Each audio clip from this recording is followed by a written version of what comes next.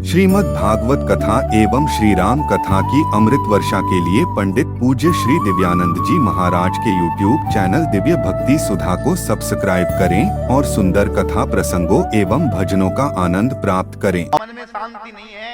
नारद कहते हैं, जानते हैं महाराज, मैं पूर्व जन्म में दासी का पुत्र था। दासी,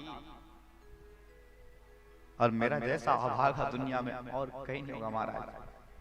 मैं जन्म हुआ, मेरा जैसे ही मेरे पिताजी की मृत्यु हो गई। मुझसे बड़ा अभागा हो कोई हो सकता है? पिताजी के मुखमंडल को नहीं देख पाया, पिताजी का मुख नहीं देख पाया मैं।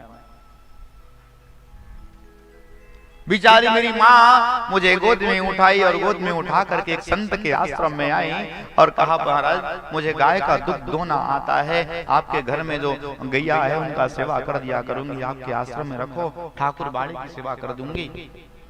संत बड़े महाराज कोमल हृदय के होते हैं। मुझे माँ को और मेरी माँ को और मुझे उस आश्रम में रख लिया। मैं थोड़ा बड़ा हुआ ना, मेरी माँ गाय का दूध दुहा करती, गोबर फेंका करती, सेवा करती, झाड़ू लीपा करती ना, मैं भी संतों के लिए जाता और फूल आदि लेकर के डलिया में संतों को ला के दिया करता था।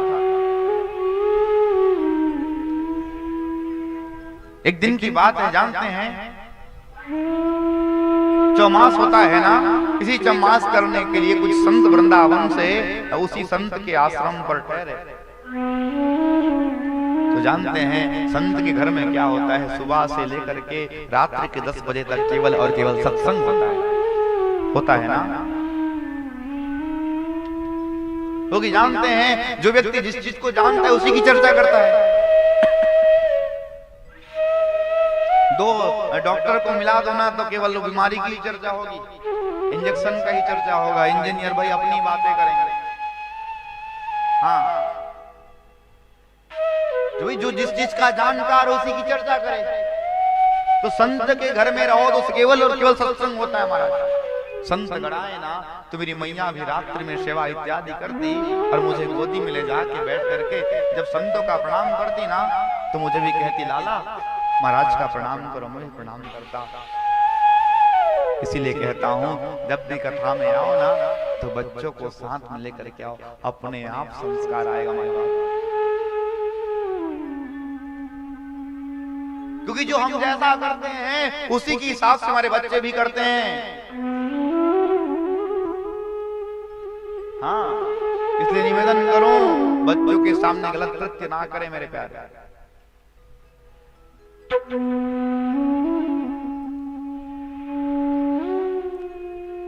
नारद जी महाराज जाके बढ़िया सुंदर कथा सुनते, संतों का प्रणाम करते, और संत हैं उस बच्चा को बालक रामदास नाम दे दिया, प्रेम कर देते। क्या नाम? रामदास। और उन संतों का मैंने कथा सुन करके व्यास जी अपनी पूर्व जन्म की कथा को बता रहे नारद जी। मैं इस निष्कर्ष पे पहुंच गया संतों की वाणी को सुन करके कि मुझे तो एक दिन ऐसे लगने लगा कि मोहनी सा जग सोहनिहारा,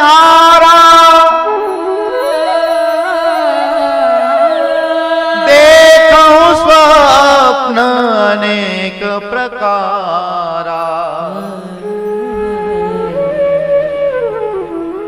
ये दुनिया केवल और केवल सपना है।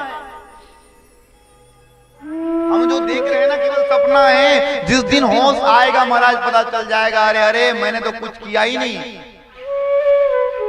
हाँ, ये केवल सपना है। ये दुनियादारी, ये दुनिया, मेरे पापा, मेरी मम्मी, मेरे डैडी, ये सब सपना है। अपना तो केवल परमात्मा है। सजन रे झूठ मत बोलो, खुदा के पास जाना है, न हाथी है न घोड़ा है, वहां पैदल जाना है। दुनिया केवल सपना है।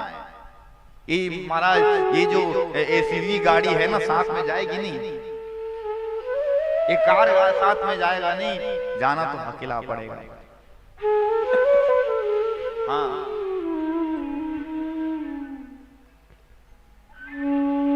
इसलिए निवेदन, जो हमारे साथ चले उसका संचय करना आरंभ कर दो। ये व्यर्थ की चीज को संचय करते रहोगे ना, काम आने वाला नहीं है।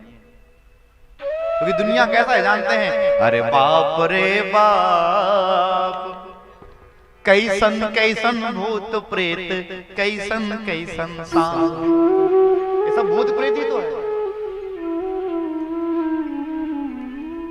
राजन जी महाराज बड़ा सुंदर भजन को गाते हैं, अरे बाप रे बाप, कैसन कैसन भूत प्रेत, कैसन कैसन सांप। ये दुनिया माया है महाराज, माया मेला,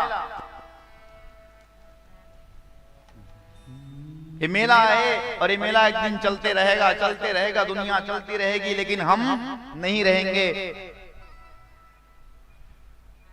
ये दुनिया के मेले हरगिज न कम होंगे, याद रखना। इस दुनिया के मेले हरगिज न कम होंगे, याद रखना। इस दुनिया में एक दिन हम ना होंगे। दुनिया चलते रहेगा।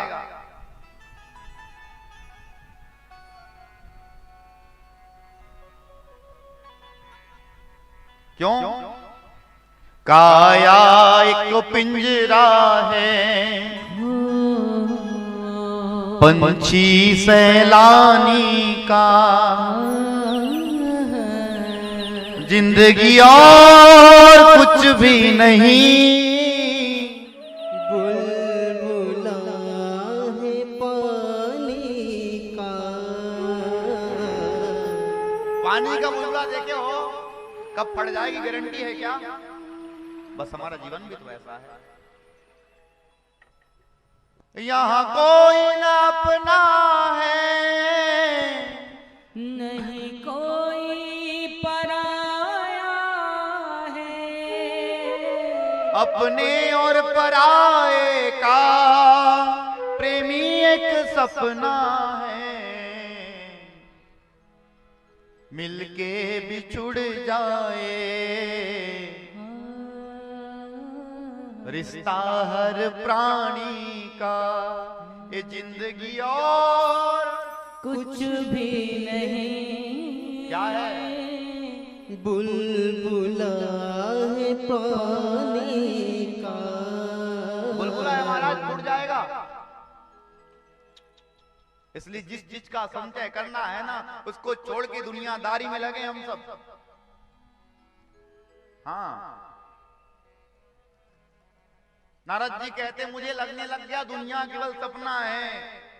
जानते हैं, मुझे पता चला कि संत महाराज जो आश्रम पे आए, नारद जी कहते बच्चा बालक रामदास कि कल चले जाएंगे, रात्रि में जाके उनके पास मैंने हाथ जोड़ लिया, कहा बाबा मैंने सुना आप जाना चाहते हैं,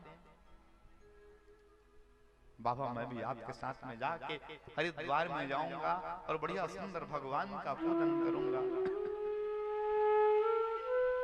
इस बात का पता उसकी मां को चला है ना कि मेरा बेटा चला जाएगा।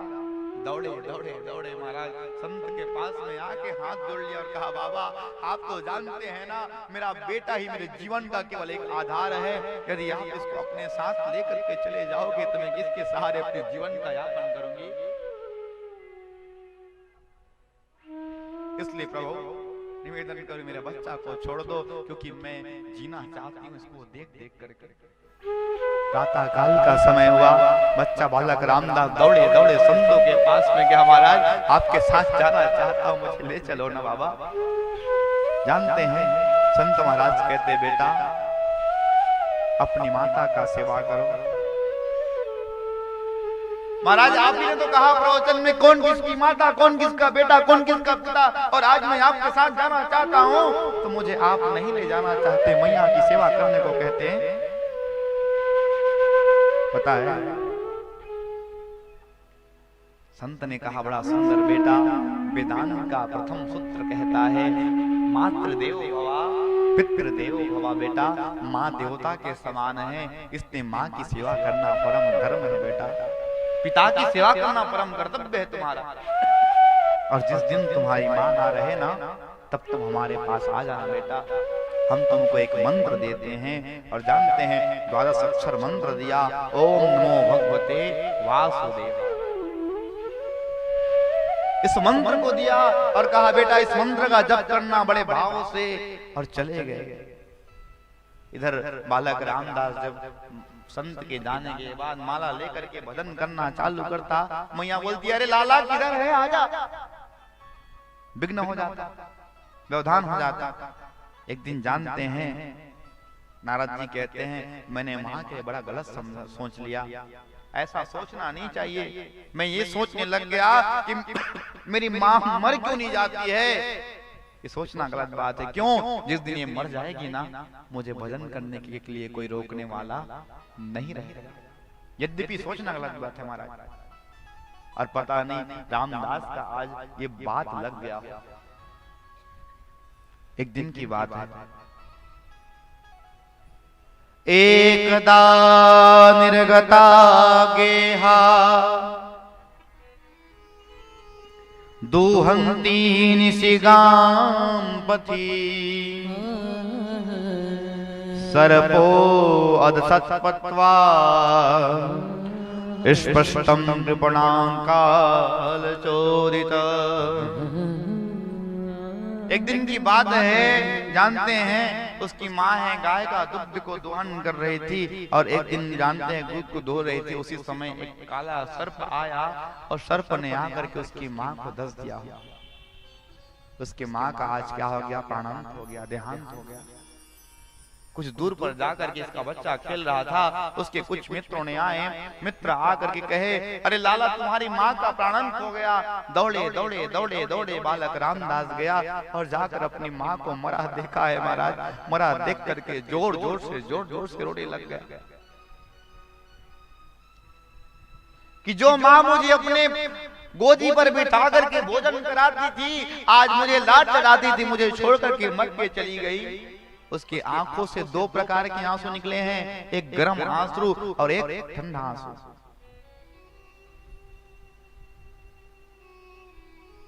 गर्म आंसू क्यों निकल रहे हैं जानते हैं?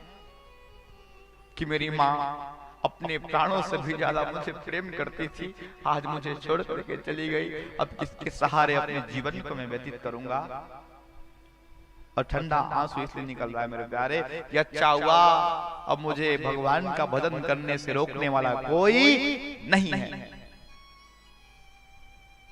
माँ की अर्धदेहिक क्रिया को किया है, और अर्धदेहिक क्रिया को करके महाराज उत्तराखंड को चला गया और विशाल पर्वत के गुफाओं पे कंदराओं पे जाकर ओम नमो भगवते वासुदेवाय, ओम नमो भगवते वासुदेवाय, ओम नमो भगवते वासुदेवाय, इस मंत्र का ऐसा जाप किया, ऐसा जाप किया, ऐसा जाप किया। उस बालक रामदास के हृदय में भगवान की झांकी महाराज आज दिखाई दिया है, प्रकट हो गया है।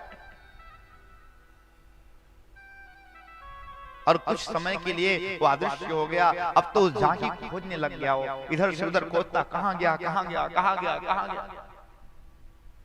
एक आकाशवाणी हुई, बेटा अभी तुम्हारा पुण्य कर्म बचा हुआ है, इस सृष्टि का जब पुनः संहार हो जाएगा, फिर सृजन होगा, तुम्हारा जन्म होगा, तब तुम देव ऋषि कहलाओगे। प्रलय हुआ, प्रलय के उपरांत पुनः सृष्टि का सृजन हुआ, तो मेरा जन्म हुआ है। तब भगवान आए, वीणा देवदत्त मिमाम स्वर ब्रह्म विभूषिताम। आज जानते हैं भगवान ने आकर के वीणा दिया किसको? नारद जी को। और आज उसी बात को किसको बता रहे हैं? व्यास जी को। नारद जी मुझे भगवान ने वीणा दिया है और इसी ब्रह्मा वीणा का निनाद करता हूं और भगवान के भजनों को गाता हूं, भगवान के भजनों को गाता हूं ना। तो मैं आपको यही बताना चाहता हूं महाराज, एक दासी का पुत्र संत की कृपा पाने से देव ऋषि बन सकता है, तो क्या आप भागवत जैसे ग्रंथ को नहीं लिख सकते?